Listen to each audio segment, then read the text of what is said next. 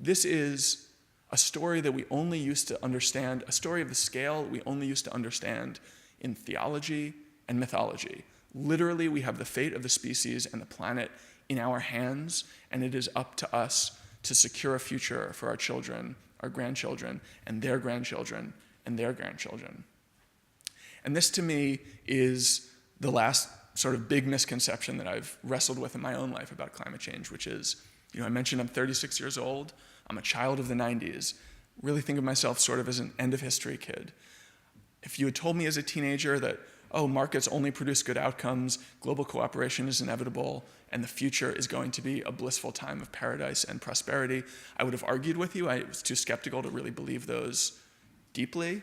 But I also that was my whole emotional intuition towards the world. That was the core of my posture towards the future. I really did believe that as time went on, there would be more prosperity, more cooperation, more peace in the world.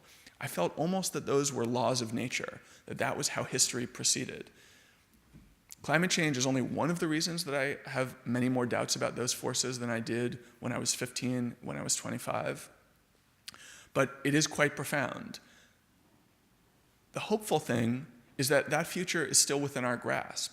If we can truly change course on carbon, if we can truly reorient our lives and our politics around this principle, around this challenge, we can still engineer a future that is prosperous, that is just, that doesn't punish the global south for the benefit of the global north, that makes sure that there's not twice as much conflict in the world as there is today, that secures food for those who are hungry.